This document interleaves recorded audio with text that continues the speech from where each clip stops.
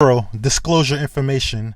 I, the creator of this video, give permission to anyone to use this video for educational purposes. Also, I give you permission to spread the information in this video. And also, you can use this video for non-profit purposes. And I want you to spread the information as well as connect a link to this video to others. Thank you. Gangstalking targeted in America. Just the facts.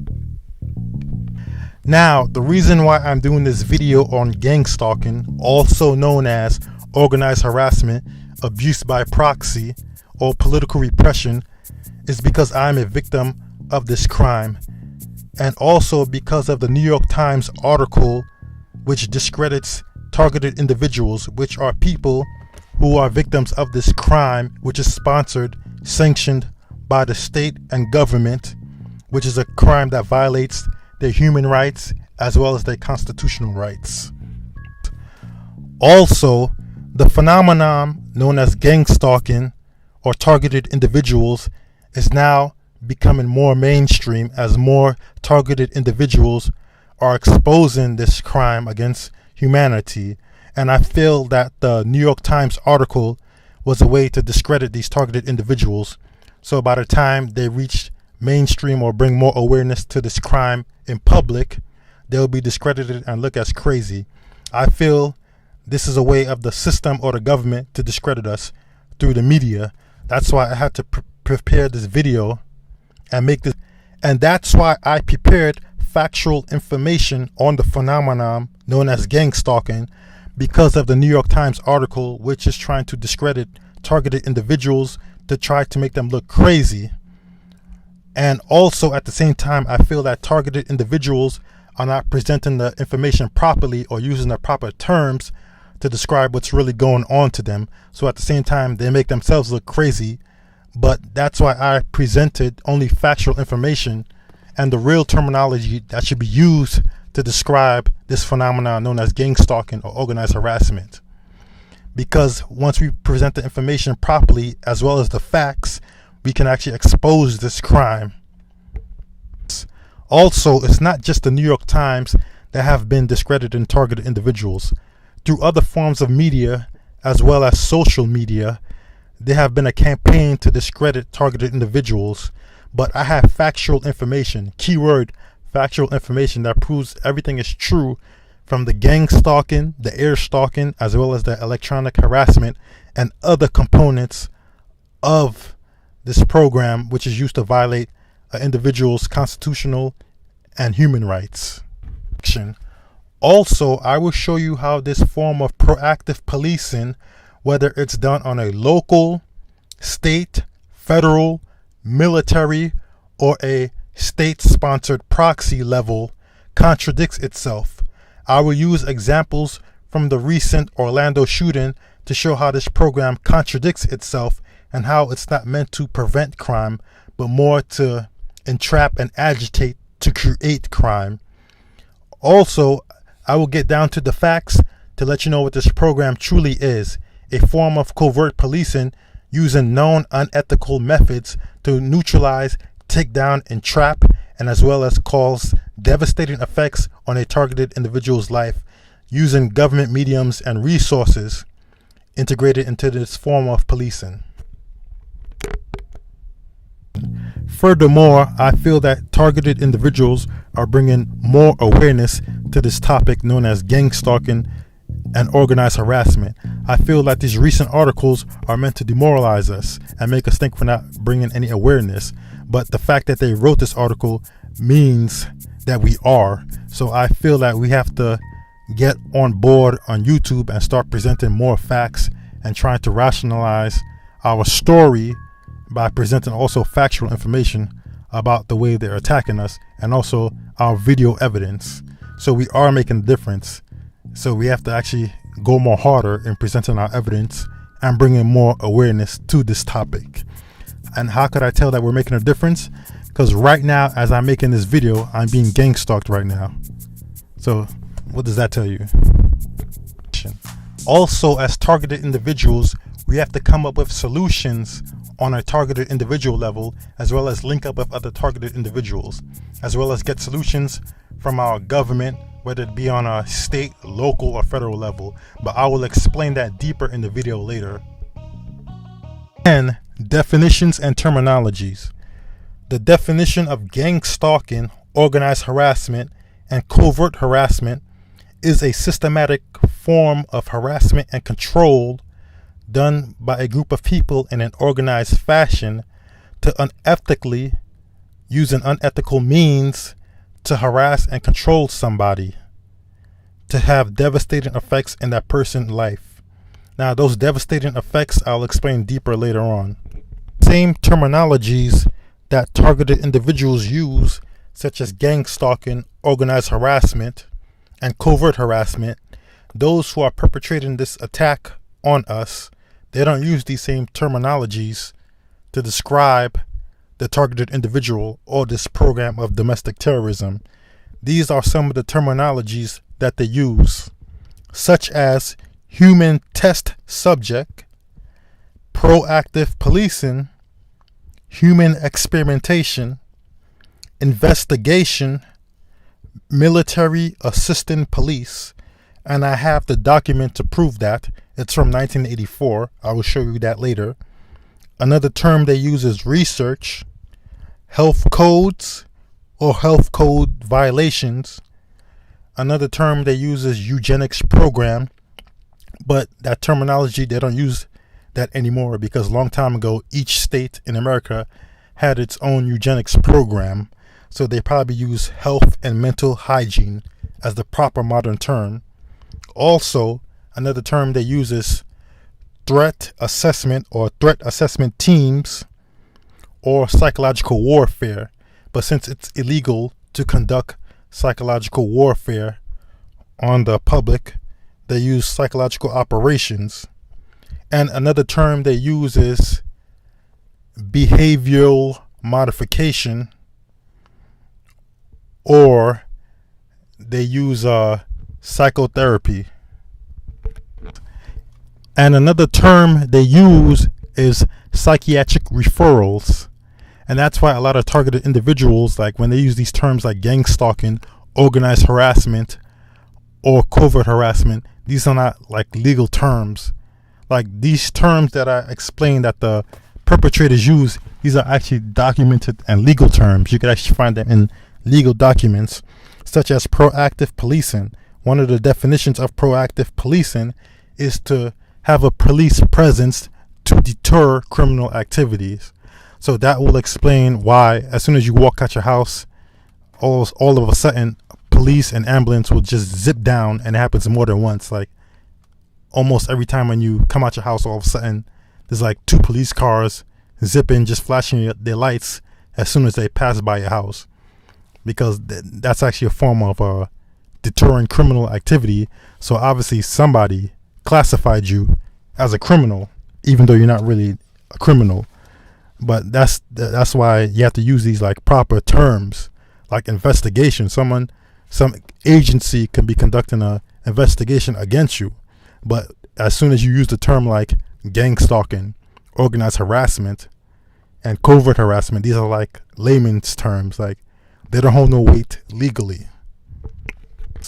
And that's why when you use these proper legal terms, you can help people have a better understanding of what gang stalking is, and also have a better way to explain yourself about what gang stalking is. Instead of saying I'm being gang stalked, you could say I'm being harassed and have my rights violated through proactive policing, or through an investigation, or because of health codes, or because of a threat assessment evaluation, or through threat assessment teams.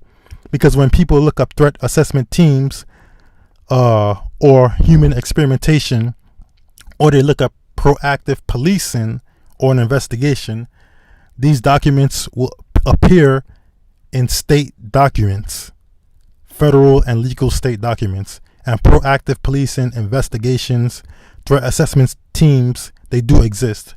But when you just say gang stalking, it just shows things from a TI perspective, but it shows the government side of And that's why when you use these proper legal terms, you can help people have a better understanding of what gang stalking is, and you could also explain your case better and bring more awareness to it.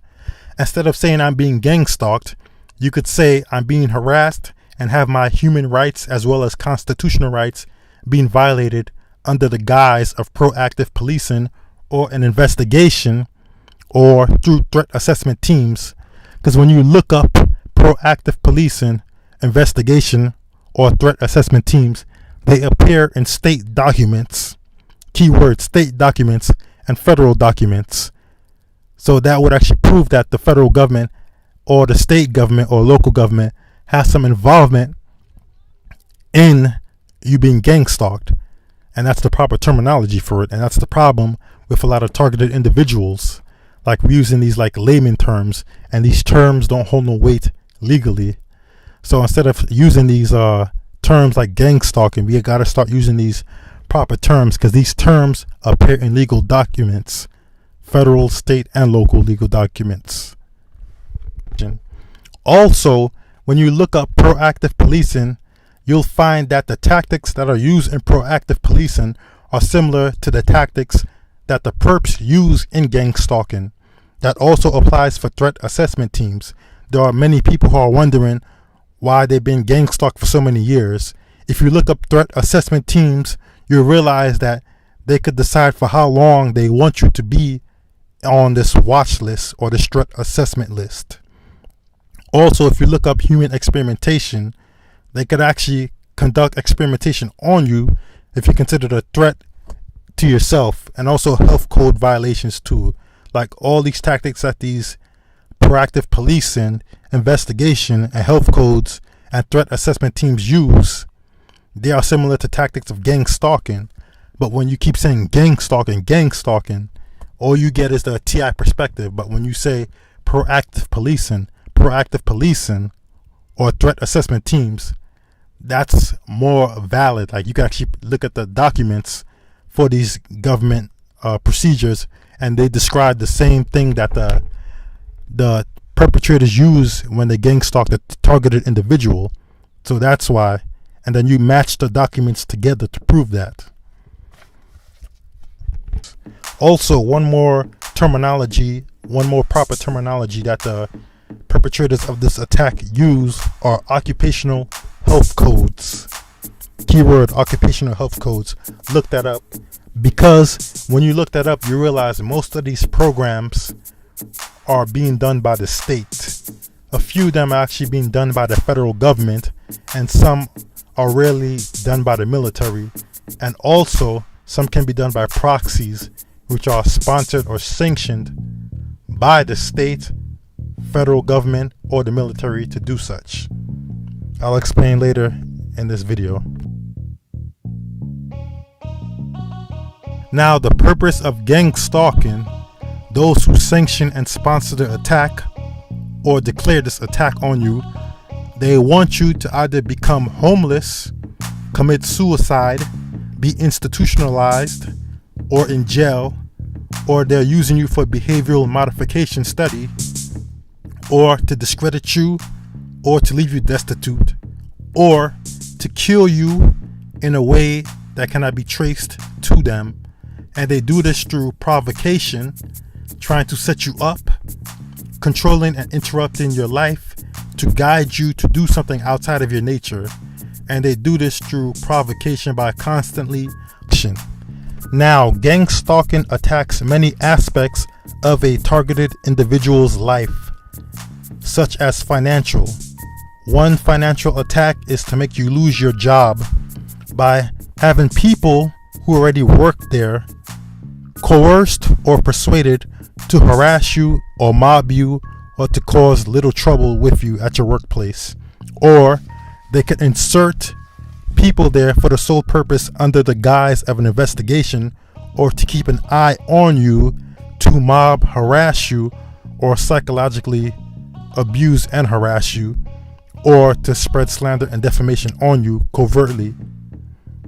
And another way they financially attack you is to have you spend money repelling this attack, such as moving or buying equipment, such as to protect yourself from the electronic harassment and other forms of attacks and other various financial attacks to stress you out financially. Gang stalking also attacks the social aspect of a targeted individual's life. This is done by damaging the relationships of friends, family, and associates of the targeted individuals. This is done by spreading slander and defamation about the targeted individual to his friends, family, and associates. It can be done the other way around by spreading false information to the targeted individual about his friends, family, and associates to him. This in turn will make the targeted individual not trust anybody. This is a way to isolate the targeted individual, and thus in turn, if the attacks are severe, the targeted individual will in turn not trust anybody and isolate himself or herself. In turn, you do the perpetrator's job for free, and that's what they want you to do. Gang stalking also attacks the physical aspect of a targeted individual's life. One way this is being done is through microwave or directed energy weapons. These devices can cause pain and physical trauma to the targeted individual. I will explain this later on in a deeper manner in the video. Another way they cause pain and physical trauma to the targeted individual is through covert drugging. This is done by covertly adding drugs or poison to the targeted individual's food, drink, or anything that comes into physical contact with the targeted individual's body. Another way they cause physical trauma to the targeted individual is by creating an artificial stress in the targeted individual's life. A targeted individual already has his natural stress to deal with, but by constantly harassing him and agitating him, they create an artificial stress that causes physical stress, pain, and trauma into the targeted individual's body. So it's like you have your natural stress to deal with, and then also you have this artificial stress that is being induced onto you against your will by these perpetrators by constantly harassing and attacking you. And stress also has a physical effect on the body in the long term. Also, gang stalking affects your psychological, spiritual, and moral aspect of your life. This is done by constant harassment. They constantly follow you everywhere you go. You can go to the store, you can go outside your house, you can go to the park, and they will constantly follow you. And also, the dirty mind games that they do. These dirty mind games are to reduce one's morale and keep one in a constant spirit of fear. Also, it attacks the targeted individual's peace of mind. The targeted individual is constantly wondering, why are they doing this to him or her, or who's doing it, when did it start, and why they're doing it. Also, when the gang stalkers attack you spiritually and morally, they will constantly harass you. This in turn, if you do not understand the deeper meaning of this attack, it will turn you into a cold-hearted person. Do not let their attack turn you into a cold-hearted person. This is to neutralize your natural personality, and you will become a cold-hearted person. So understand that. Do not let their constant ruthlessness and meanness turn you into a cold-hearted person or shut down your natural personality. I repeat that. Now, how do you get into this program? There are many ways you get into this program. One of the many ways is through a threat assessment. So basically, someone made a referral about you, and now this threat assessment team, whether it be state, federal, or city, will conduct an investigation on you, and they will come up with a plan to how to assess and control you if they deem you as a threat. And they could keep you on this list and keep conducting their control plan on you until they deem you no longer a threat. So basically, they could keep you on this list as long as they want. And you can look this up Now, when it comes to this threat assessment team's plan, they don't really explain specifically or get into details about what this plan is. And basically, this plan is the gang stalking program, what the TIs or targeted individuals would refer to as gang stalking. And the thing about it is, when you look this up, the threat assessment team or their plan to control their quote unquote threat, they could actually have certain aspects of this plan be given to certain agencies, whether it be a state agency or a federal agency or a private agency. And that would explain like the community watch programs being involved in it, or it would explain why sometimes it looks like religious groups are involved in it, or some other third-party proxy groups are involved in it. So basically, they could actually give certain aspects of the plan or certain tasks of this plan to control you to other aspects or agencies. And that's why some people actually see military planes involved in it, or some federal agency planes involved in it in the air stalking. So basically, they give that aspect, the aerial surveillance aspect, to that agency and so forth. And also another thing with the threat assessment plan is that they never actually informed you or gave you any consent. And that's why some people think it's human experimentation, but in reality it's just a way of controlling you through a threat assessment or their threat assessment plan. So it can't be deemed as a human experimentation, but the same things that could be conducted in a human experimentation can be conducted, but under the guise of a control plan from this threat assessment team.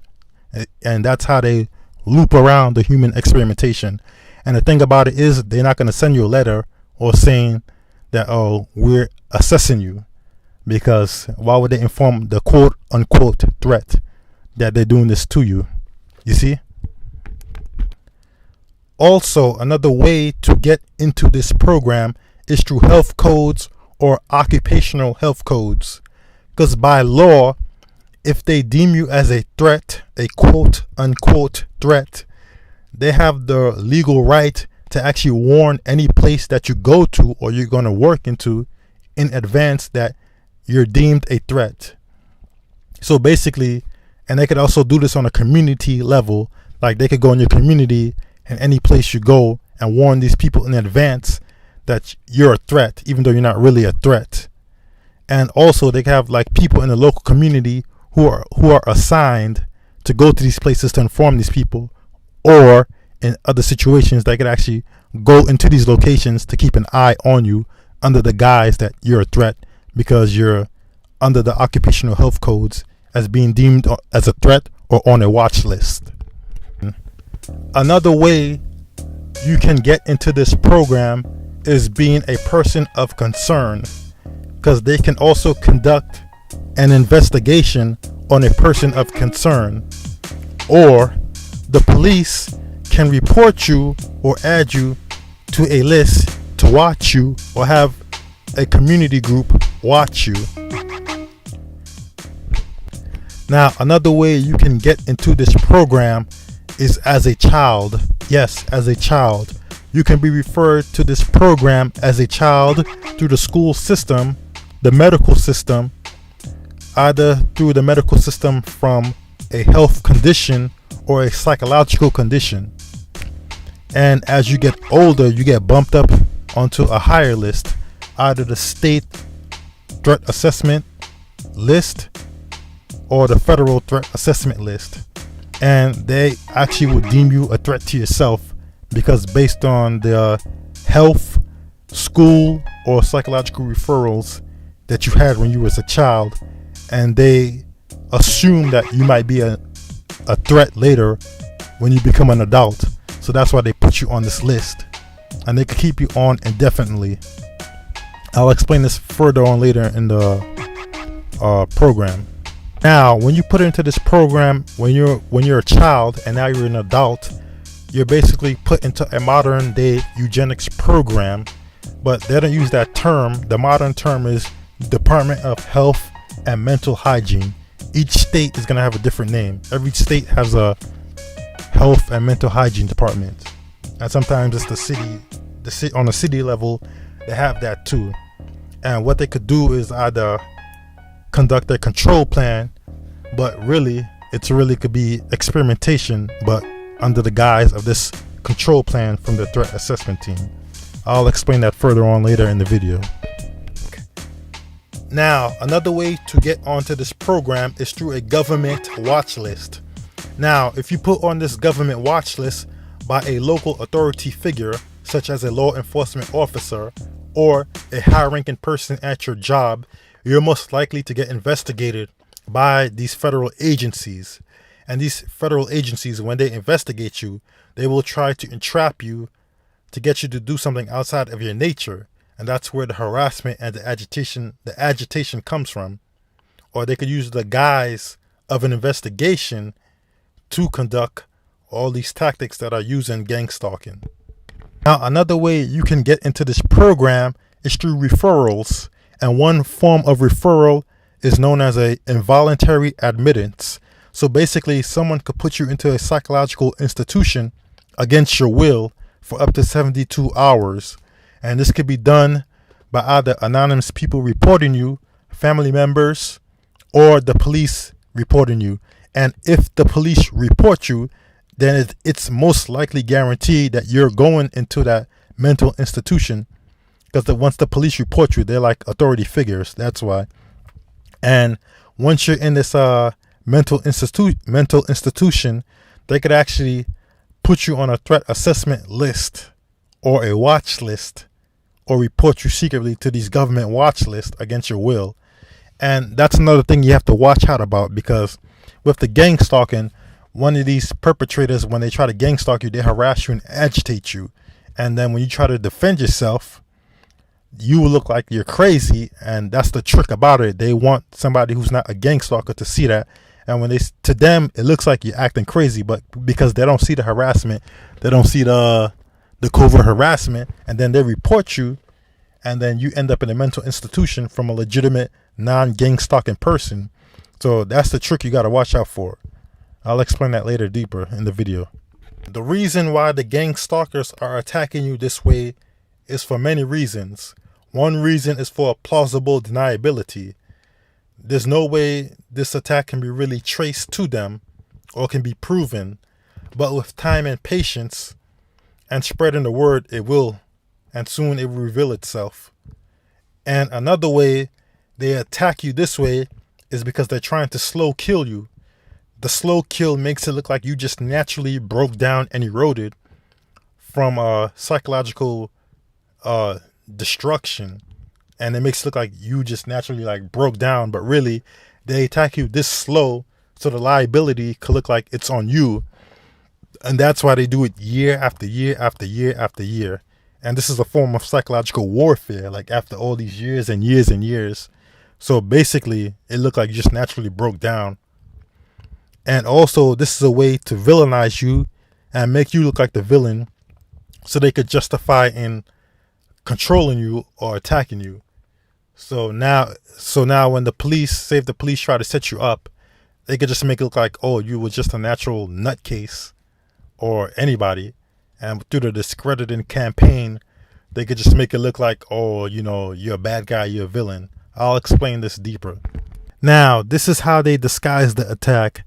They disguise the attack either through an investigation, or they say you're a threat and you need to be monitored or surveillanced, or through the Patriot Act and anti-terrorism laws, or they just say you're crazy and you need to be watched, or they lie and say like you're mentally ill or disabled.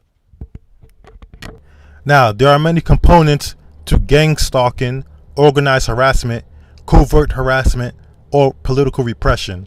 One of the many components are gang stalking, electronic harassment, remote neural monitoring, covert drugging, and psychological warfare. The tactics that gang stalking, covert harassment, organized harassment, or political repression use are many. I will explain them from first the gang stalking level, then the electronic harassment level, then the psychological warfare level, and then the covert drugging level. Now, the gang stalking aspect of the attack consists of being followed by people, vehicles, or having people in front of your house waiting to stalk and harass you, or by air, which means by planes, helicopters, or through tracking devices, which means they could actually put tracking devices on your vehicles or persons, and through other means. I'll explain that later. Now, another component to the gang stalking aspect of the attack is the harassment and the slander and defamation. Now, they could harass you with these people who follow you and stalk you by neuro-linguistic programming, which means they use insults or certain words to agitate you and to let you know that they're there, or they can use gestures, make noises, or use psychological harassment and abuse on you. Now, on the gang stalking aspect of the gang stalking, they would follow you by foot, car, in your workplace, or through aerial, by the air. Now, on foot, you would have the perpetrators, which are either low-level perpetrators who are not in the know of the full gang stalking attack. They just basically got paid to just follow you. There are some of those who are in the know, like they know like the reason why they're following you. And these perps, with today's technology, they could actually get a cell phone call. And the cell phone call with today's smartphones could have your picture and your information and how to agitate and harass you. And then what they will do, they'll follow you wherever you go, or they'll be in places where you frequent the most. So they would have these cell phones. They will communicate with each other through cell phones, and also they would either text or talk with each other over the phone. And they might use code words when they're talking over the phone, or they might use hand signals and gestures or sounds to let other perpetrators know you're in a nearby area. And sometimes there could be like 4 or 9 perps in a local area. Now, when the perps work in groups to stalk and harass you and agitate you, they might be a team leader, someone who's observing the attack. And he's not going to be the one who's engaging in the harassment and agitation or the provoking. He will have the other perps. He will move them around. He'll communicate with them. And then he'll instruct them on what to do and how to do it. Or he'll give them the signal when to do it. And that's why when you get gang stalked, don't focus on the perpetrator that's in front of you doing it. There's probably a team leader in the distance giving him hand signals or communicating with him through the phone. Remember, they're trying to make it look like it's all these people harassing you or the whole environment is against you, but that is not true. So do not fall for that. Now, the perpetrators will also follow you by vehicle or car. So basically, when you're driving your car, the perpetrators will follow you, and what they will try to do is to block you with their cars when you're on the road, or they will try to get you into an accident.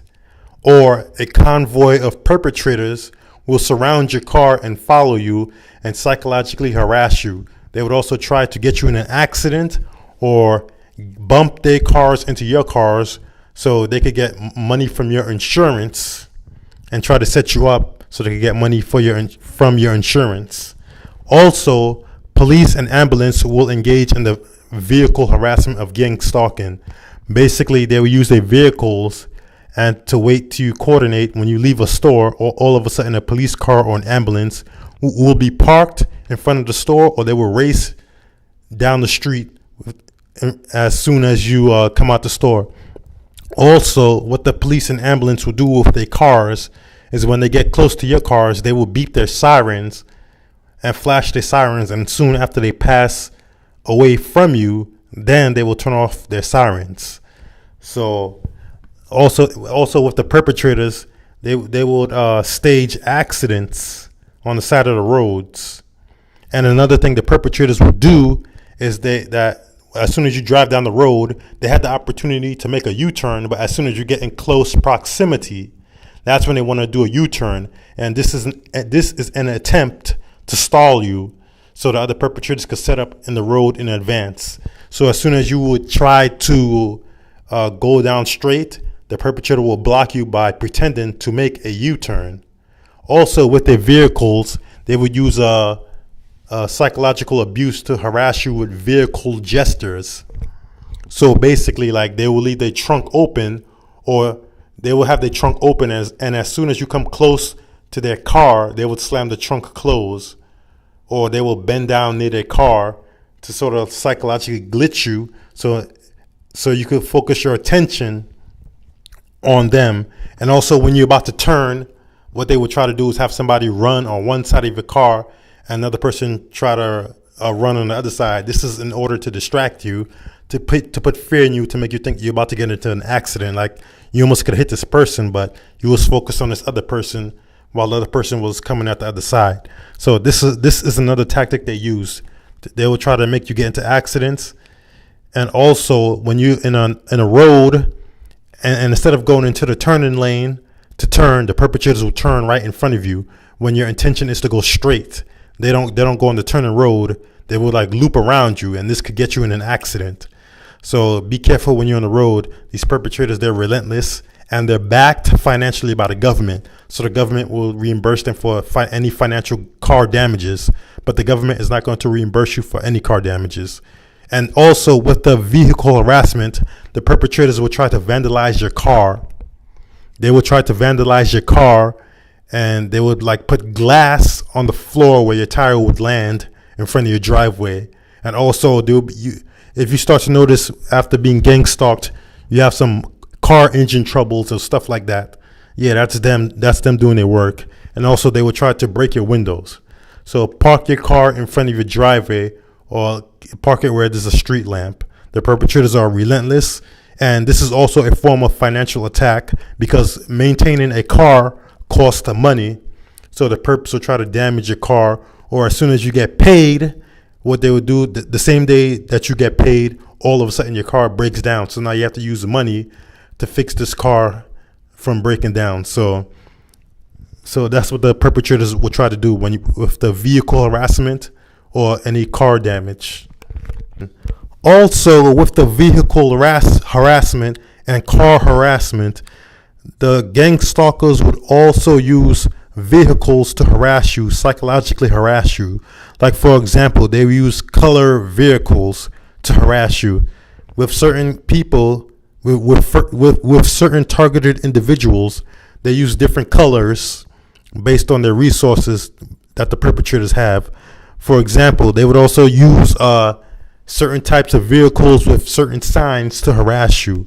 I'm not going to say the colors because some targeted individuals are sensitized to colors, but you know this tactic that I'm talking about. Also, they use city and utility vehicles with certain names and signs to harass you. As soon as you walk out your house, they would do a circle or a U-turn, or they would set up and post up a large convoy of police cars at a store that you usually frequent. This is to let them know. This is to let the targeted individual know that he's being watched. Now, another way they could follow you to harass you is by air stalking. Yes, the gang stalkers and perpetrators would use planes and helicopters and other aerial crafts to harass you. The purpose of this is to scare you, to make you think that you're being followed for a bigger and deeper reason.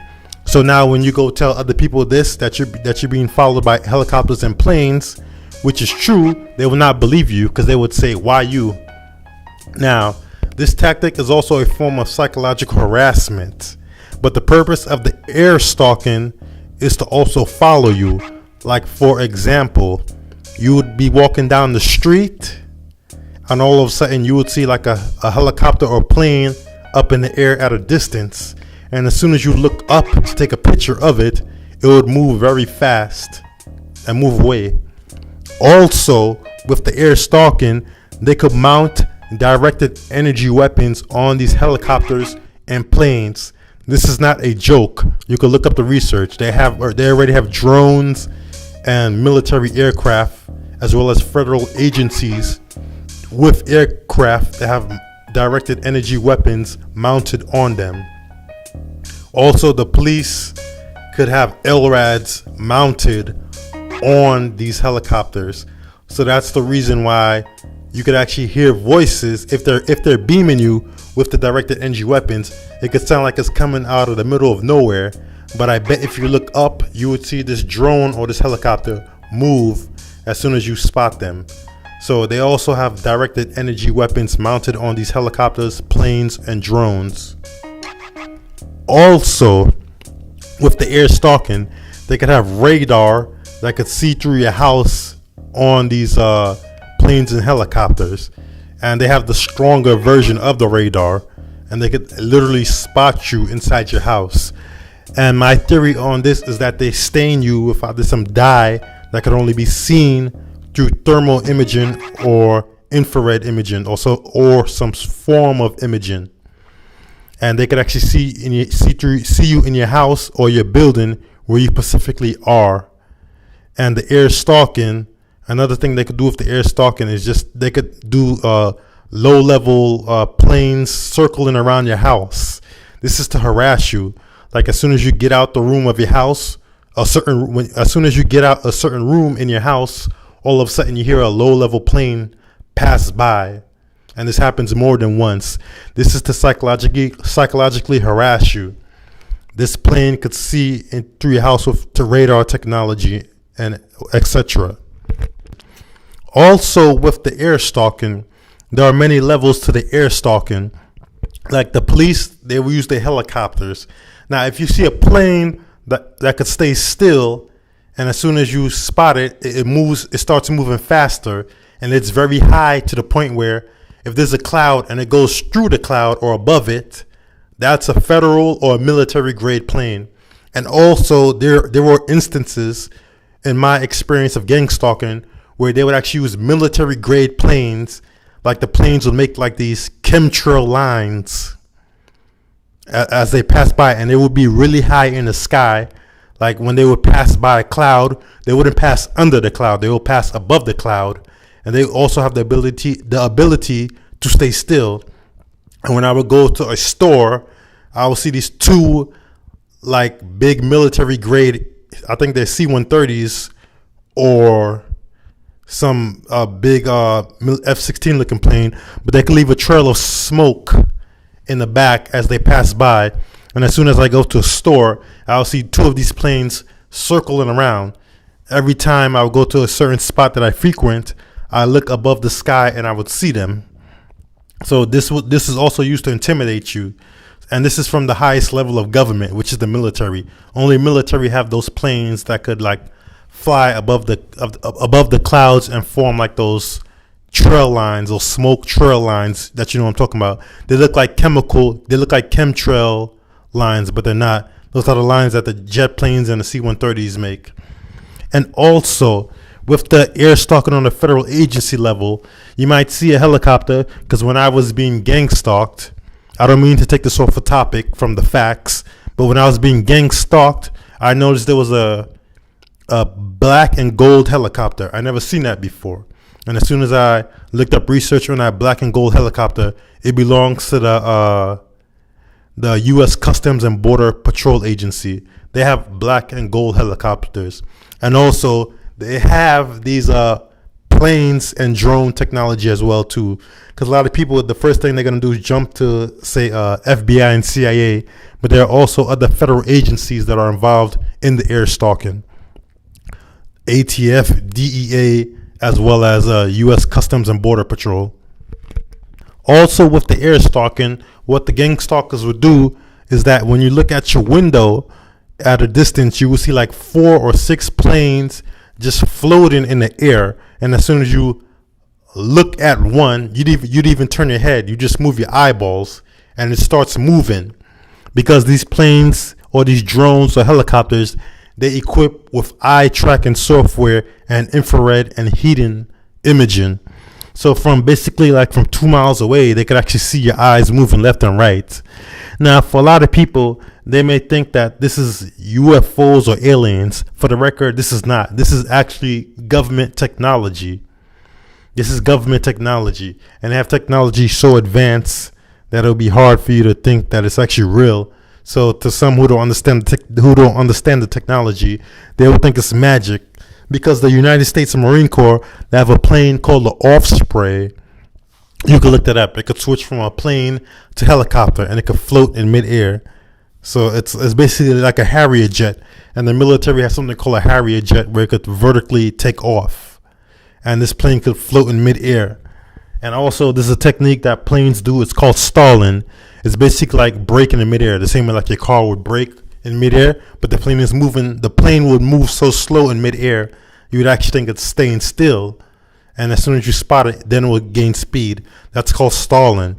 But a lot of targeted individuals, they see that, and some of them would actually think, oh, it's aliens or UFOs.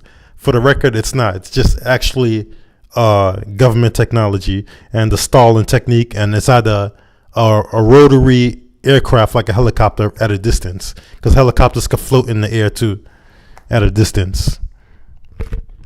Now, the tactics that they use on a gang stalking level when they follow and stalk you is they either harass you, they slander you, they provoke you, they agitate you, they isolate you, they present a false perception of reality to you through street theater. I'll explain that deeper in the psychological harassment level. Also, they know where you are. They also drug and poison you. They psychologically abuse you. They use street theater, and they use noise harassment, and they try to influence you. This is done to set you up, arrest you, or get you kicked out, or to leave a certain place. Now, another aspect to the gang stalking attack is the electronic harassment or directed energy weapons. This can be done through microwaves or the electromagnetic spectrum. Another way this could be done is with sonic weapons. And these devices, I will explain in deeper details what they can do. But to sum it up in short terms, they could cause sleep deprivation and fake psychological disorders. Now, one of the tactics that the gang stalkers use on an electronic harassment level is V2K, or synthetic telepathy. Now, these produce artificial sounds, noises, or voices, and this can be done either through microwave radiation, electromagnetic radiation, or sound or sonic devices. Now, the purpose of V2K, or synthetic telepathy, is to cause sleep deprivation in the targeted individual, put the mind in distress, confuse the targeted individual, or to try to influence the targeted individual. Also, to mess with the cognitive process, or to make you think other people said what you heard. Now, another aspect of the electronic harassment level of gang stalking is using microwaves, ELF, or electromagnetic radiation weapons, also known as directed energy weapons.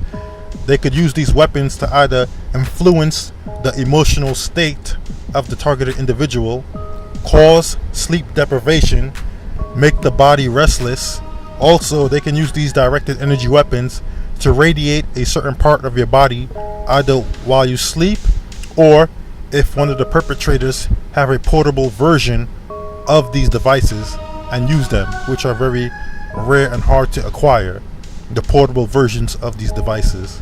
Also, they can use these directed energy weapons to cause stinging sensations in the body or painful headaches. Also, they could use these directed energy weapons to increase suggestibility, hinder cognitive functions or biofunctions. And they could also cause long-term health effects in the targeted individual. Now, another aspect to the gang stalking attack is remote neural monitoring. This can read bioelectric signals, such as from the brain or nerve transmissions. Basically, when your brain sends a message to a certain part of your body, it sends an electrical signal down the nerve. Also, it's used to study your bioelectric signals as you respond to certain situations and reactions. Also, they use remote neural monitoring to augment other components of the gang stalking attack. Basically, they could coordinate it with the gang stalking aspect and the electronic harassment aspect, as well as others I will mention later. Also, the remote neural monitoring could be used for dream manipulation, or thought manipulation, or emotional manipulation. Yes, it can be done with technology. I'll explain that deeper in this program. Now, one of the many aspects of remote neural monitoring is how it's actually being done. Now, to the contrary, a lot of you think they could actually like see what you see in your eyeball and hear what you hear in your eardrum. That is not true. I will tell you how they do this. Basically, they have meters, sensors, and implants. They could either use either one of the three or all three in conjunction to get information of your bioelectrical information. There are various meters. These meters can be implanted in the nearby area. They can be implanted on objects nearby you, or they can have portable devices, or they can have devices implanted onto you. Now, with the remote neural monitoring, they have various meters and sensors that can pick up different types of information. For example, they have sensors and meters that can pick up vibrational information. Like when you walk or take a step, you produce vibrations on the surface of the floor or the wall. Also, they have sensors and meters that can pick up motion information. I'm sure you see this motion detectors in these bathrooms nowadays. When you walk into the bathroom, the light automatically comes on. That's a motion detector. Also, they have sensors and meters that could pick up heat information. So if the temperature increases or the temperature drops, a meter or sensor can pick that up. Also, they have bioelectric meters. So basically, when any electrical device, whether it be organic or electronic, it could also pick up that information and data when electricity is being activated. Also, they have sound meters. So when sound is produced, they have meters and sensors that could pick up that information. For example, the clap on. When you clap your hands, the light automatically comes on. That's a sound sensor or meter picking up that information. Also, they have cameras. Yes, cameras. They have cameras implanted in the area or nearby or in portable devices that are picking up your information. And these cameras could pick up various data information like your speed and your velocity and how you move.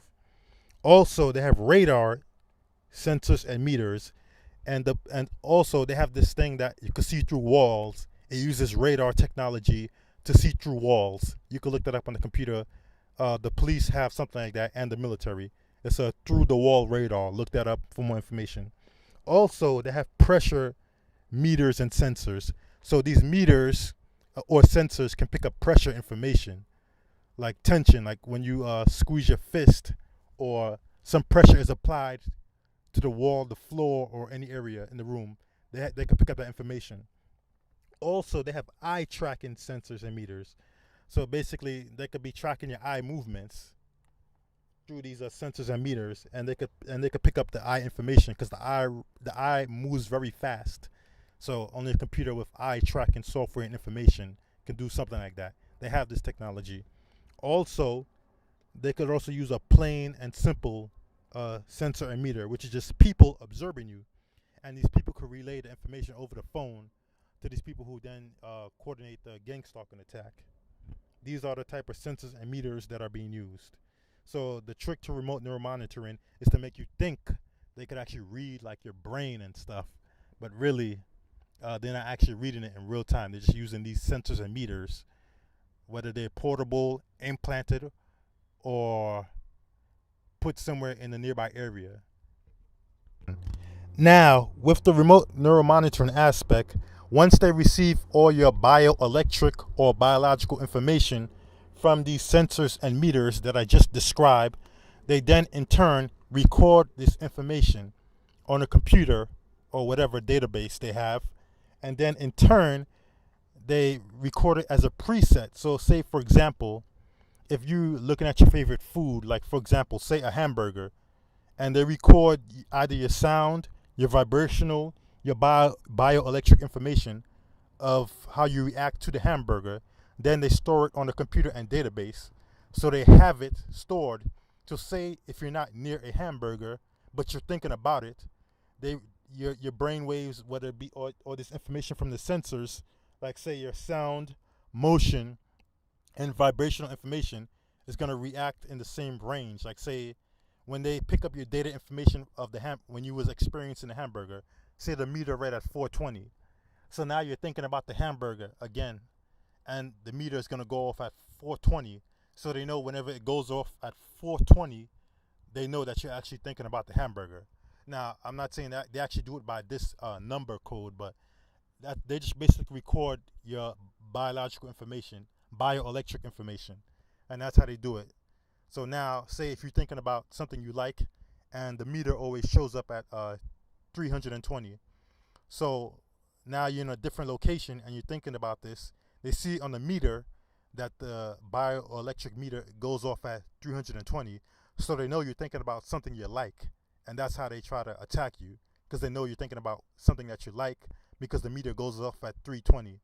See, that's how it works. So they're just recording your information through these meters and signals, and then they're using it against you, and they could give you the illusion that they're reading your mind, but they're really not. Now, the purpose of this remote neural monitoring is to monitor your bioelectric signals. It's also used to stop you from thinking deep thoughts or long-term thoughts. Like say when you get into a thinking mode, they can use these sensors and meters to detect that you're either thinking a deep thought or long-term thought. Like when you think deep thoughts, your eyes, they move in a certain way. So therefore, the eye tracking meter or the sound meter could pick up on your heart signals, and your heart signal, like when you're calm, your heart beats a certain way, and they could either use these vibrational meters to pick up your heart information, and then in turn they could signal back to the computer or whatever device they use to receive these signals or from their meters or sensors, in turn to relay the message to, hey, either hit them with a noise campaign or the electronic harassment. So as soon as you're about to think a deep thought, all of a sudden a car horn starts beeping outside, exactly when you're about to think a deep thought, or when you're about to go to sleep, and all of a sudden when you're about to go to sleep, there's someone outside in your house make a loud noise just when you're about to close your eyes and doze off, because they have the meters and sensors that are reading your bio information, and in turn it could tell when your heart rate's going down, when your heart rate's going up, and then in turn it augments other aspects of the harassment. Now, another aspect of the remote neural monitoring, another purpose is it can monitor nerve signals in the body, because the nerves in the body produce electrical signals. So basically when you're about to move your leg, all of a sudden they could like do some noise campaign, or they can hit you with the electronic harassment, because your body produces electrical signals. When you move your body, the nerve sends a message to the part of the body or the muscles to move it. So they're also picking up that information, and that's how they could actually know when you're moving around, when to set up or have a car just automatically park in front of your house. All of a sudden when you walk out the door, they also use this radar meter to know when you're inside your house which room you are in and stuff like that. Also, another purpose is to augment and amplify the electronic harassment and psychological warfare. Now, remote neural monitoring is also used to give a targeted individual a sense of lost mental privacy, because they could actually tell when you're about to think deep thoughts and etc. So they would either interrupt that with a noise campaign or electronic harassment to give you a sense of lost mental privacy. To many targeted individuals, this could feel like a form of spiritual warfare, or through other TIs who don't really understand the technology, they will think it's coming from a magical sense or things. But this is technology at the end of the day. Another aspect to the Gangstalking attack is covert drugging. Now, covert drugging can slowly weaken you either psychologically, physically, or cognitively, or it could have effects on your emotions. Also, covert drugging can be used to augment effects or other components of the Gangstalking attack. Also, the covert drugging can be done through your food, touching, or using pricking devices.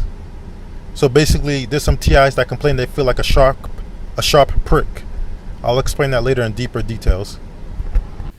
Now, the aspect of the covert drugging level is how they covertly drug you. Now, they could covertly drug you by using chemicals, powders, or pricking devices or they rub it on your clothes or on your skin. This is how they covertly drug you. And they could do this either through your house, your restaurant, or the supermarket. Now, the purpose of covert drugging is to augment the other functions of the Gangstalking attack. Also, it could create false sicknesses to make you think that you're actually really being sick, but you're not actually being sick through natural means. It's through an artificial means. And some of these covert druggings can actually give you like a sharp headache on the side of your head, or they can make certain parts of your body go numb, and also hinder psychological states. So all of a sudden you could get angry, or like you feel like you're drunken but you haven't drunk any liquor, and so forth. So these covert druggings could have the effects of artificial illnesses, and also have the same effects that the electronic harassment has. So people could they could poison your drink in the supermarket. This is the trick that they do. Like you'd actually think it's the supermarket that poison you, but what they could do is they study what type of food you buy, and they already go in the perpetrators, and then they could actually poison the food and put it back on the shelf at the supermarket. And then to trick you, they could use street theater to make you think that the supermarket people who work there are in on it, but they're not. Like they'll have a conversation in front of them about you and use some words to sensitize you, and now you think it's the whole supermarket that's in on it, but it's really just a perpetrator who put the food in the shelf because they study what type of food you like. But now on a restaurant level, that's a different story. I don't know about that because there's been instances where you actually have your plate of food at the supermarket, at the restaurant, and you eat it, and all of a sudden you get this sharp headache or you feel dizzy, and you never used to feel that before when you used to eat that type of food, but now all of a sudden you feel like this headache and pain on the side of your head. So they could also poison your food at the restaurant, but maybe they could bribe a person at the restaurant, on that type of level.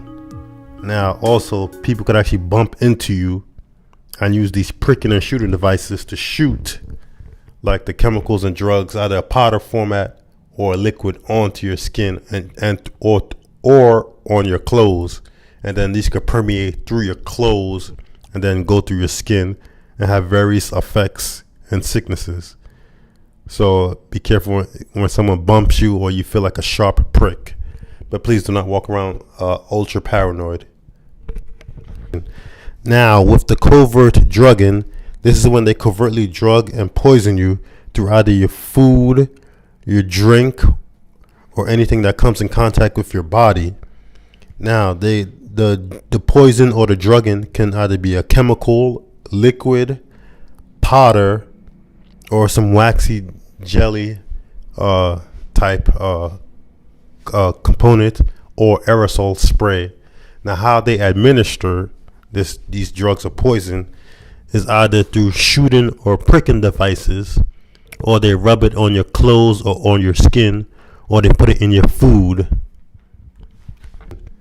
Now, when they covertly drug and poison your food, what they do is they study what type of food you like, and by covertly drugging and poisoning your food, this will put fear into you and make you avoid and stop eating the foods that you usually like to eat.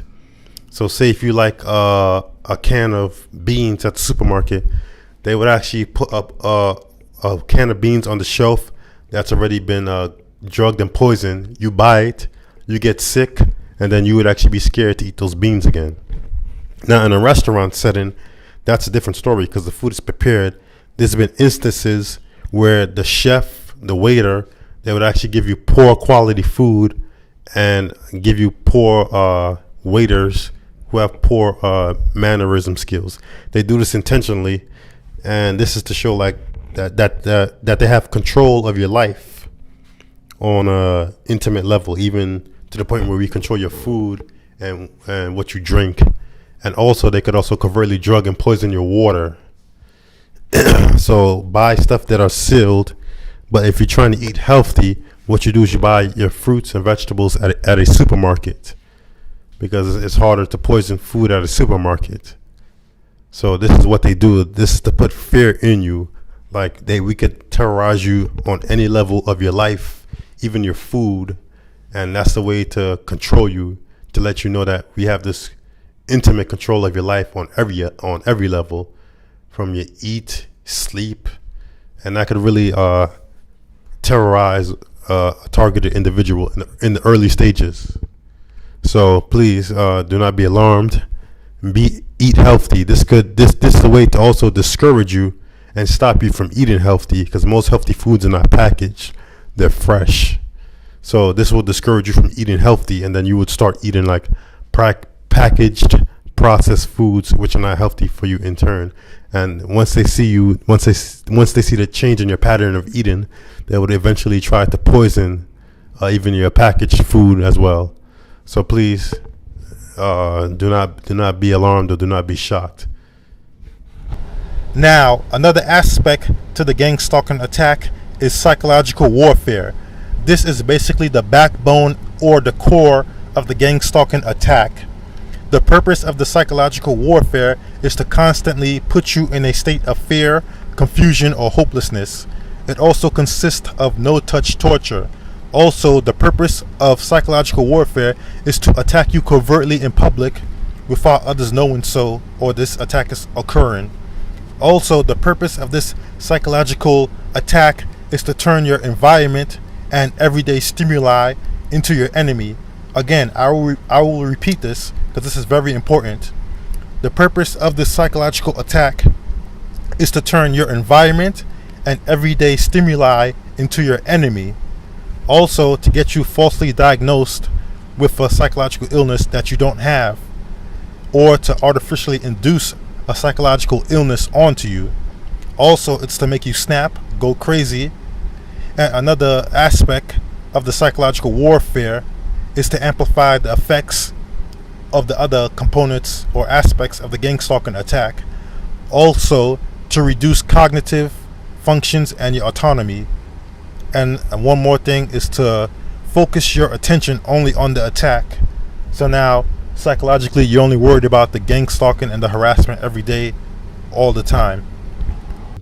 Now, one of the many tactics of the psychological warfare aspect of gang stalking is directed conversation. Now, directed conversation is when the perpetrators of the attack listen to what you say in the privacy of your house, and then when you're outside, all of a sudden, people you never know or seen mention or say things that you said in the privacy of your house. This is to psychologically overwhelm you. This would make you think, how did these people know what I'm saying in the privacy of my house? And they would also mention things that you do in your house. So now this will overwhelm you and make you think, this doesn't make any sense. People I never seen or know are mentioning things that I do in my house, and also mentioning things that I said in the privacy of my house. And this is to also make you feel like you have no privacy. So now when you're in your house, you would actually be scared to be yourself in your house, because you know you're being watched. And when you know that you're being watched, that would psychologically affect you to not act as you normally would in comfortable private settings. And this directed conversation can also be used and augmented with other aspects of gang stalking. So like when you're walking down the street, all of a sudden people you never known or seen mention something about like what you ate for dinner last night, and that could like freak you out in the early stages of gang stalking. But I suggest you look up more information about that gang stalking directed conversation. Now, another tactic of the psychological warfare component of gangstalking is street theater. Street theater is when a group of perpetrators perform a sketch in front of the targeted individual, either in public or the street. This is to give the targeted individual a warped perception of reality, and also to distort the targeted individual's worldview by presenting the targeted individual a false presentation of reality through these sketches. And these groups of perpetrators can consist of either groups of 1, 2, 10, any number, even 100 if necessary. Now, the purpose of street theater is to make the targeted individual isolated from people, real people, and the real reality, because the targeted individual is being presented with a false presentation of reality, and this false presentation of reality is always negative, constantly negative, and in turn the targeted individual will want to isolate himself or give up on life because everything is always constantly negative. But the truth about that is that this is not the real reality. These are just the perpetrators always being present around to present to you that false presentation of reality. That's why they got to track you. They got to know where you are. So therefore, in turn, they could always be ready to set up the street theater, this constant negative presentation of reality. But that's not the real reality. I will show you a trick later on how to combat that. And in turn, once you're always constantly surrounded by negativity, you'd want to give up on life. And now you play into the perpetrator's hand by accepting this false presentation of reality. I repeat, do not accept this false presentation of reality. Do not even try to react to it. Keep calm. This is not really the true reality. These are just the perpetrators presenting you this false negative reality. In the military, this is called psychological warfare or perception management. So basically, your perception is being managed, and it's being managed to present to you a negative presentation of reality. And when one is constantly surrounded by negativity, they would either give up on life, isolate themselves, or give up on themselves. And that's what the perpetrators of gangstalking want you to do. This is a form of psychological warfare. Think about it. Why would someone you never know or seen just be automatically vulgar or mean to you? Why would someone you never seen or heard before, someone you never seen or saw before, why would they say stuff that you say in the privacy of your house? You never met this person, you never know this person. This is a psychological warfare tactic. This is all to scare you and make you think this is the real world. But the reality is this is not the real world. That's just a false presentation from the perpetrators. They're constantly waiting for you along the route that you walk, or the route that you drive, or the places that you frequently go to set up the street theater. Because at one point in your life, at one point before you noticed the gang stalking, you never used to see this. Never used to happen. Now all of a sudden you get this negativity surrounded by you. Again, I'm going to repeat this to you because some of you targeted individuals actually think this is the real reality, but it's not. They're presenting you a false presentation, a false presentation of reality. And they could also use perpetrators, your neighbors, even your family members, or they could use public workers. And one thing about presenting this false presentation of reality is that they actually use like government and city workers as well too. They could also stage false accidents, false events, whether positive or negative, but the positive events that they set up are not to your benefit. These positive events, these false positive events that they set up are to lure you into the psychological leash. I repeat, when they set up these false positive events, it is not to your benefit. It is to make you come closer and bring you into the psychological leash so they can control you more. So this is the street theater is basically their way of playing God in your life. But this is not the real reality. and they want you to accept this false presentation of reality. That's why they gotta constantly track you, just constantly surround you with this false reality. But the reality is that's not the reality. There's a trick you could do to find out that it's street theater. There's a tactic you could do, but I'm gonna explain that later. Also, with street theater, one thing that they do is control the magnitude, the frequency, and the intervals of the street theater. Basically, the frequency is how many times the street theater occurs in a certain time. And then, for example, they might do the street theater 7 times in 1 hour. That's the frequency. Also, the duration is how long they do the street theater. They might do the street theater for an hour, 30 minutes, so forth. And then you got the magnitude, which is how strong or aggressive they do the street theater.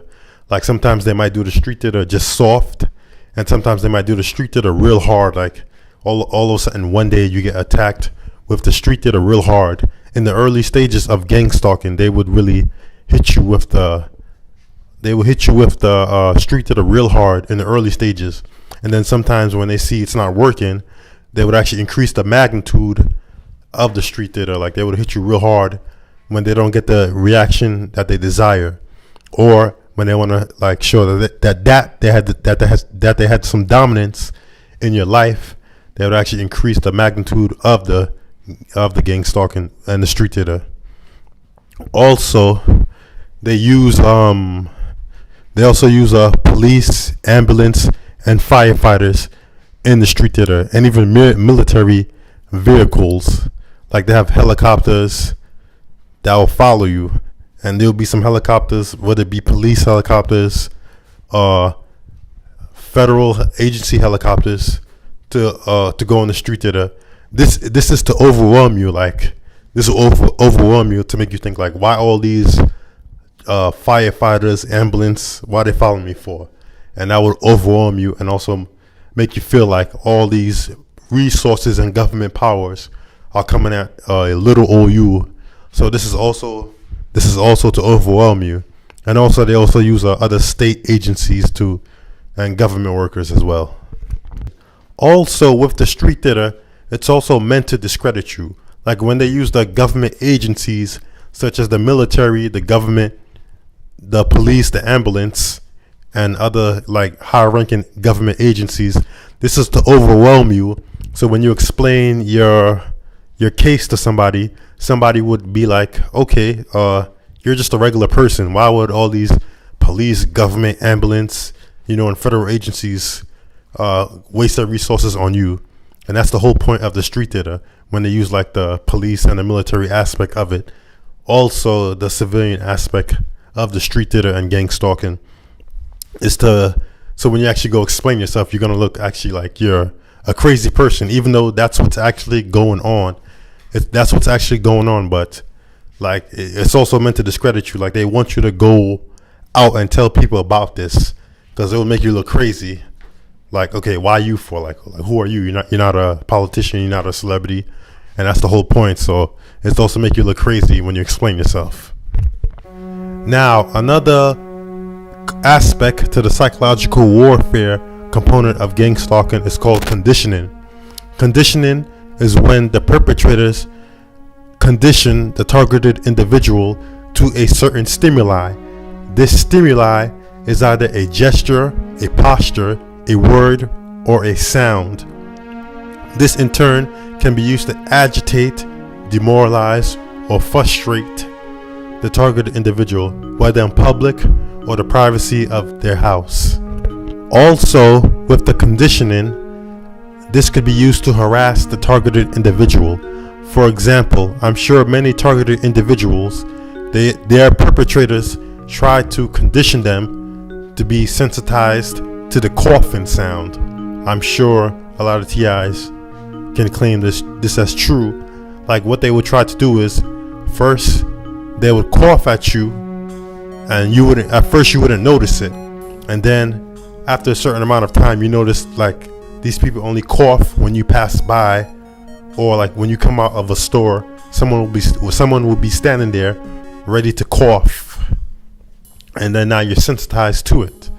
So now when you walk by, someone could just cough, and that's their way of trying to harass you. So now when somebody really coughs, this is not a perpetrator coughing, just a regular person coughing. So when they cough, you'd actually think they're actually a targeted individual, and that's the whole purpose. Like when they sensitize you to a certain stimuli, the perpetrators will try to sensitize you to a stimuli that is an everyday stimuli. So that in turn, so now you could think your environment is your enemy. The everyday sounds, postures, or words that you hear in your everyday environment, they would try to sensitize you to those words. Thus, in turn, that could actually scare you, make you just want to stay home all day, because now you're gonna think everything is an insult and a harassment against you, which is not true. Also, another form of conditioning is when they try to use colors. Like they would sensitize the TI to various colors. Some would be like, and they do this specifically with the vehicles.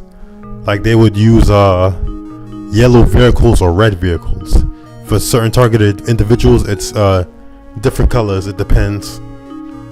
And also, they would try to sensitize you to a certain word, and then they could use that word to harass you. So, in turn, with a targeted individual, they could use words, gestures, postures, or sounds to sensitize you, in turn to use that to harass you. Also, they could also do this in the vehicles. Like another form of sensitizing they would do is they would have one headlight on, and as soon as they come close to you, they would turn on the other headlight. So now both headlights start working. First one headlight didn't work. Now as soon as they come close to you, one headlight will start working. And also what they would do is try to have bright the high beam headlights beaming onto your mirror. And here's a trick you could do to stop that. When you tilt your rear view mirror down, or when you tilt your side mirrors down, all of a sudden the car would leave, because now the light from their headlights are not beaming onto you. So that's one tactic to defeat the brightening with the headlights that they do. Now, another thing they can condition you to be sensitized to is objects. Now, they could either use any object, and what they would do is constantly present this object to you and try to say bad things, or present this object to you in scenarios. So say they could sensitize you to anything. I don't want to say the object because I don't want to feel like I'm sensitizing any targeted individual who's listening to this program. So let's just say any object, for example, object X, because I know some TIs are sensitized to certain things, so I don't want to do any unintentional harm. So say they sensitize you to object X, and whenever you walk out your house, you would see somebody holding this object X in their hand. And whenever you walk out your house every day in the morning for the past 3 months, they will have this object X in their hand, and that's to sensitize you. So now, and also when you come out of a store, or when you're about to walk into the store, they have this object X in their hand, and that's to sensitize you. Or they would say, or what they would do is try to double insult you with 2 stimuli. One is a negative verbal stimuli, and then an object stimuli. So they would say they would cough in front of you, and then after one perpetrator coughs in front of you, another perpetrator will come out of a doorway with this object X in their hand. So now you've been harassed 2 times, one with a cough harassment, and then another one with object harassment. And that's what they would do. And also what they do is they use t-shirts. Like they would have a certain t-shirt with a certain phrase on it to harass you with the words on the t-shirt. And another thing with targeted individuals got to understand is that they could actually get these t-shirts custom made. What they would do is, like, say they would combine directed conversation tactics, something that they heard you say in the privacy of your house, and then go to a t-shirt store and put that on a t-shirt. So now when you walk out your house or when you're in the subway, they would stand in front of you with this t-shirt, and you would be like, how come that's something I mentioned inside the privacy of my house? You see, and that's to scare you. But they actually have t-shirt stores, they have printing stores. You could print anything on a t-shirt or anything. Like, they did this tactic to me once.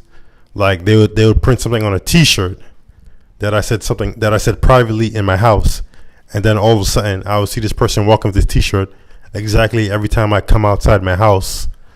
So that's a tactic they use. Don't fall for that tactic. Also, they could use vehicles and put fake signs on the trucks. One thing that they do is, like, they could give you symbolic threats with t-shirts or scenarios or vehicles. Like, for example, they would constantly drive they would drive a exterminator truck whenever you walk out your job after you finish leaving work. As soon as you walk out the building, they'll have an exterminator truck circle right in front of you or park next to your car. And this happens for 3 months straight whenever you come out to leave work.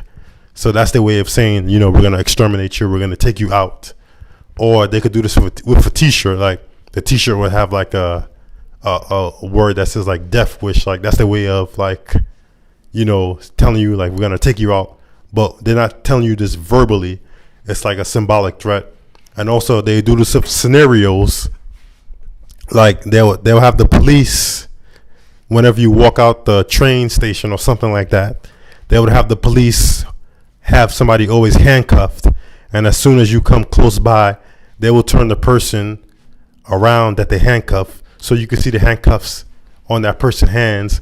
And that's their way of telling you that we're going to arrest you. Like, and that's another thing they do with the conditioning. They could condition you to scenarios where, like, as soon as when you say, for example, when you're driving down the road, and as soon as you come, there's a police car and another car parked in front of that police car. And as soon as you get close to the range of that police car, the police, that's when they want to come out and act like they're giving that person a ticket. So they condition you to these scenarios. Like, that's a way of saying that's going to happen to you. Also, they can condition you to certain scenarios. Like, for example, say whenever you walk out of a food store, there's always a lady, like, spanking her child. And you notice, and whenever you go to any food store, as soon as you come out the store, this is just an example. Whenever you come out the store, there would always be like a lady spanking her child, and she would say, "I told you, you better listen." So that's a way to, like, let you know that they're watching you, and, like, they're trying to control you. Like, they're trying to tell you that you don't listen.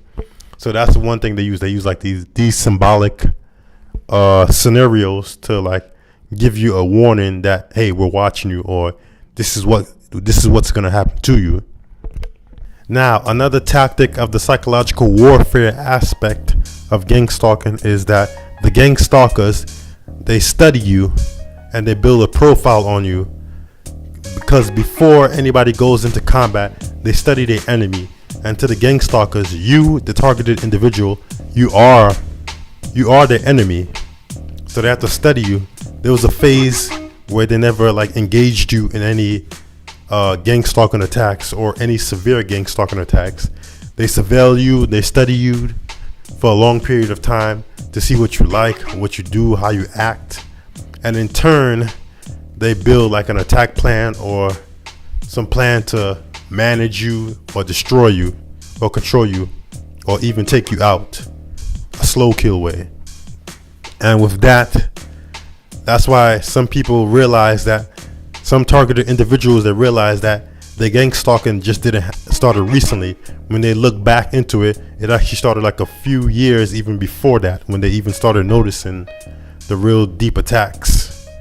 Like, sometimes there'll be some mild attacks from like 3 years ago, but you didn't realize it at the time that those were actually gang stalking attacks. Now, I'm not saying everything is gang stalking attack. Is a gang stalking attack, but the gang stalking started long before you even realized it, and that's what a lot of targeted individuals have to know. And where this tactic of studying the targeted individuals come from? It actually comes, the origins of that is from the FBI, psychological profile. Because the FBI, they started doing psychological profiles back in the 1980s. Like they try to map out the psychology or the mental state of a suspect or something like that. But even before that, like a CIA, any investigative agency, before they go in, even the military, before they even go in on an enemy, they study them first. They just don't go in. So that's what actually is being done to the targeted individual. You're being studied and analyzed first before they even hit you with any severe gang stalking attacks and stuff like that. Now, another tactic that the gang stalkers use on the targeted individual is manipulation. There are 4 or 3 types of manipulation. One type of manipulation is fear manipulation. The other type of manipulation is desire manipulation. And another one is called distraction manipulation. And another form of manipulation is called guilt manipulation. Now, with fear manipulation, they use all these components of gang stalking, whether it be the gang stalking, the remote neuromonitoring, the electronic harassment, the covert drugging, or the psychological warfare aspect of gang stalking, to put fear in you.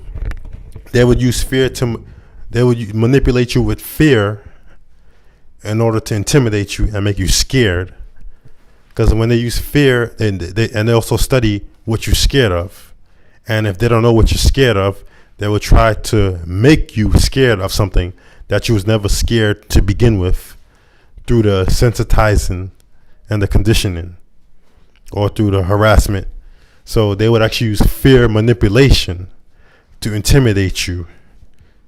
And also, another form of manipulation is called desire manipulation. Now, with desire, that means what you like.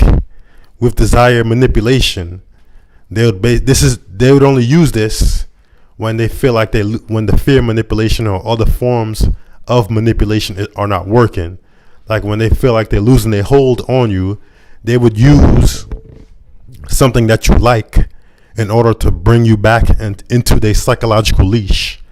Like, say if you like, for example, hamburgers and stuff like that. If you like hamburgers, they would like have somebody stand in front of you eating a hamburger, or they would have people talking about a hamburger in front of you, so you can listen into the conversation. This form of manipulation, desire manipulation, is used to reel you back in. So when they lose their hold on you, they will try to bring you back in psychologically with desire manipulation. Again, they use desire manipulation to psychologically bring you back into their psychological leash or their field of influence. So say if you're a guy, you like pretty girls, they might actually put like a pretty girl in front of you, but this is to actually like bring you back into the psychological leash. And also with desire manipulation, they could actually invert that around. So say if you like something, they could actually in turn use fear manipulation to make you hate or fear something that you like or desire. So say if you used to like hamburgers, now they could actually make you hate hamburgers or even make you fear it, because they could actually in turn use it to sensitize you in an adverse way to hamburgers. So now you're afraid of hamburgers. And that's what they could also do with, say if you're a guy, they might actually like use a female, put a female right in front of you, and she would like play you or ignore you. This in turn is to discourage you from talking to real females, not perpetrator females. See how that works? And they could also do this for female targeted individuals. Like they could actually make you hate guys or whatever. And in turn, many targeted individuals claim that they could actually use desire manipulation to make you hate the opposite gender in order to turn a targeted individual gay or homosexual. Now, but this is based on behavioral modification. If they're doing that, then they're actually trying to modify your behavior for experimental reasons. So if that's the case, if they're trying to change your behavior pattern by making you hate something, then it's actually like a form of behavior modification or experimentation that's going on against your will. Now, another form of manipulation is called guilt manipulation. And guilt manipulation works in two ways. The first one is they would actually try to make you feel guilty or try to justify the gang stalking based on something that you did bad in your past or something that you did in your past. Like, say, for example, you did something in your past bad, and then the gang stalkers will try to trick you and make you think that this is the reason why you're being gang stalked. Now, here's a trick with that. Do not believe that at all. The gang stalkers would they would actually find out that you did something bad in your past, and then in turn use directed conversation to announce that to you, that, hey, this is the reason why you're being gang stalked. And then in turn you would think that, oh, this is the reason why I'm being gang stalked. But that's not true. Do not fall for that trick. Because if you did something bad, there's something called due process, the legal system. So, and why would they have all these planes and helicopters, all that stuff, all these perpetrators, all these electronic harassment, just for something little and simple in your past? So do not fall for that. So don't fall for that trick whatsoever. That, oh, because this is the reason why you're being gang stalked. So after year after year after year, you're being gang stalked because of something that you did bad in your past, something little and simple. Do not fall for that again. Now, another form of guilt manipulation is when they might try to assume or trick you that you might do something bad in the future, something that you never did, and they will use directed conversation to announce to you that you might do something in the future bad, and this is the reason why we're gang stalking you. First of all, I want you to take time and analyze that. They're gang stalking you because they're tricking you into thinking that you might do something bad in the past, in the future, and that's our reason for gang stalking you. Do not fall for this trick again. Do not fall for this trick. This is a trick. So now, because this is how the whole threat assessment thing works.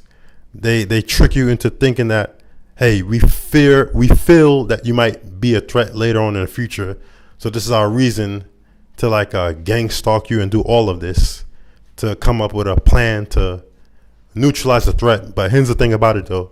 How can you be a threat when you never actually committed a bad act in any shape or form? So just on the assumption that, hey, one day you might be a threat is a reason for us to gang stalk you. That does not make any sense. Again, to all you targeted individuals, do not fall for that trick. Think about it.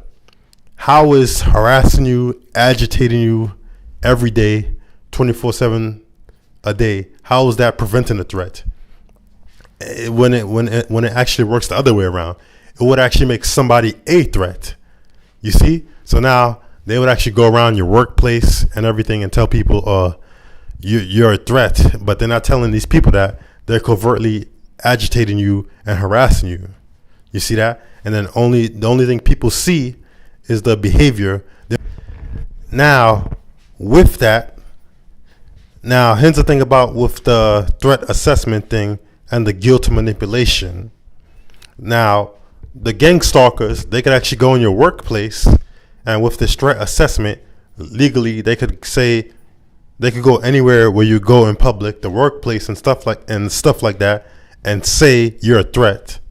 But here's one thing though, they don't tell these people that they're actually covertly harassing you and following you and agitating you for the sole purpose to harass and agitate you and even take you out. Now, these people, these genuine, real people who are not a part of the gang stalking, they don't see the covert harassment. They only see you, they only see your reaction to it, and your reaction to it might be, you look angry, you look depressed. So now when these gang stalkers go around and tell these people, you're a threat, they're looking at you like, oh, why are you so angry and stuff? And they would actually believe the gang stalkers But one thing the gang stalkers don't tell them is that we're making him the threat by constantly agitating him, harassing him, covertly poisoning him, and psychologically abusing him or her. See? So now they're tricking everybody that you make contact with that you might be a threat in the future, but they're not informing these people that they're the ones who are actually, messing with you. And in turn, say if you do react or jump in a bad way, all people see is you reacting to it, but they don't see the harassment, because the harassment is covert, and it's very hard to prove. Now, another form of manipulation is called distraction manipulation. Now, distraction manipulation, the sole purpose for distraction manipulation is to misdirect your energy or your purpose at something else. Like, for instance, the perpetrators might constantly have people ask you stupid questions, and in turn, these stupid questions will agitate you, and in turn, they'll make you angry, but they'll make you angry at the street level perpetrators, which have no value to the higher level of gang stalking. And also with distraction manipulation, it's also meant to have you waste your resources, your time, your energy, your money on small stuff. Like, they'll do these little small petty attacks.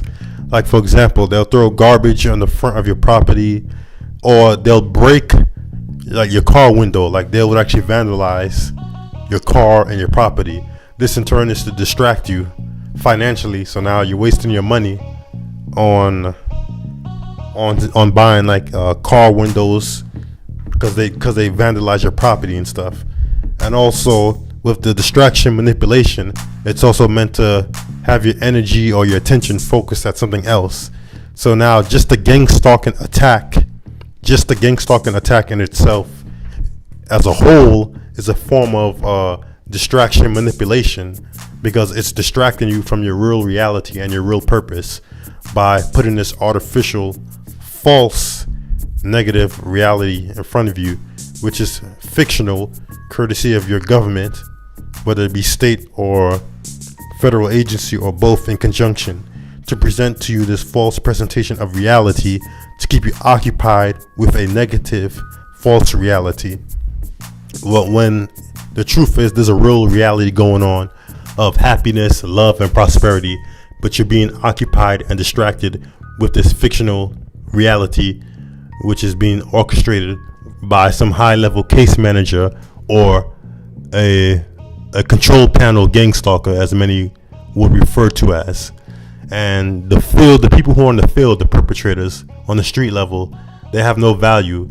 And these are the ones who do the street theater, and so they're constantly distracting you with this fake presentation of reality. So that's the distraction manipulation in itself, the whole gang stalking program. Another psychological tactic that the gang stalkers use is called a force multiplier. Again, I repeat, a force multiplier. This will give you the illusion that more than one person is actually involved in the gang stalking attack. Sometimes you could go to the mall and all of a sudden it would make you think that everybody in the mall is involved in the gang stalking attack. But here's the trick in that. What they do is they know the route that you're going to take around the mall, or the real perpetrators of the gang stalking, they take certain positions at points of the mall. And what they could do is they could actually have genuine, real people that are at the mall to help them participate in the attack. And as soon as you pass by, they will give this real, genuine person a hand signal, and then this real, genuine person would actually do like a gesture or say a word that they sensitize you to, and in turn you would actually think this person is a gang stalker. But the reality is this person is not a gang stalker, and this person does not know that what he just did was meant to hurt you. But the real perpetrator, he sees your reaction to it. And now if you get into a fight or argument with this person who did the posture, who's not a real gang stalker, but he was just instructed to do the posture or say the word that you're sensitized to, he's just standing at a distance watching you reacting in a negative way. And then in turn, he could actually get these real genuine people to call the police on you, or even help him in the future with the gang stalking. And that's the illusion of a false multiplier. Now, there are some cases in early stages when they could actually bring like 20 or 40 perps. The more perps they bring to conduct street data or the harassment, they have to get these low level people, like, and they pay these people less. Like the gang stalkers that are actually like organizing the gang stalking and coming up with the plan, those are the ones that get paid the money. The ones on the street and in the field, they get paid less. And there are some street level gang stalkers who are in the know of the plan. And then you got the ones who are just instructed, like all they just do is like they just supposed to do this and that. They don't actually know like the whole deeper plan and stuff. And these are the low level gang stalkers that get paid like peanuts or crumbs, basically. So that's the illusion of a false multiplier. They can make you think that everybody's in on it, but the reality is not. And sometimes it could just be 4 real gang stalkers involved. But if you're in the subway, they could have if each of them could get 4 people, 4 real people who are not gang stalkers to participate in it. So 4 times 4 would be 16. So now they would actually give you the illusion that there are 16 people involved in your gang stalking, but the reality is that it's only 4 genuine, real gang stalkers that are involved in your harassment, but they got 4 people each to help them in the gang stalking. But these people might not even know that what they're doing is meant to hurt you and stuff. So there's really 4 genuine gang stalkers in the area, but they had 4 real people who are not gang stalkers participate in the attack, whether they know it's directed at you or not. So, but now you think it's actually 16 people, but that's not true. So they also do this illusion of a false multiplier. So be aware of that. Also, there are many and various types of psychological tactics that the gang stalkers use. The list goes on, but I want to continue on to other segments of my factual presentation of gang stalking. Oh yeah, I forgot. Here's my email address for any targeted individual to contact me. Yes, only targeted individuals. If you have any questions about the gang stalking attack or if you have questions about solutions and reliefs to the gang stalking attack, then please contact me at this email. Now, when you contact me from email, I want you to use your real government name. Like on the letter, when you email me, put your real name and the state that you live in. That's all. I don't need your street address. I don't need to know what city you live in. Just your name and the state that you live in.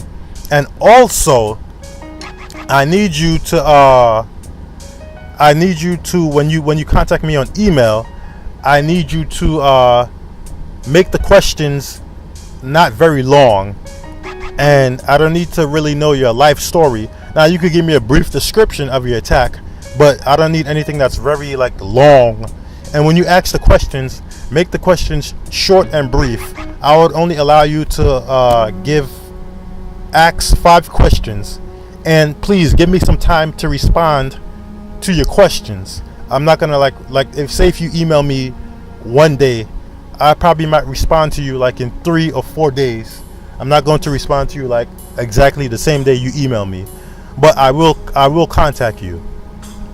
So please, and and any targeted individual, if you feel so hopeless that you might do something like suicide or anything stupid or violent, please contact me. I do not want you to do anything stupid like suicide or anything violent. If you feel you're going to do something like that, then please contact me. But I don't want you to do anything stupid. Your life is valuable. Please don't let these cowards trick you into thinking that your life is not valuable.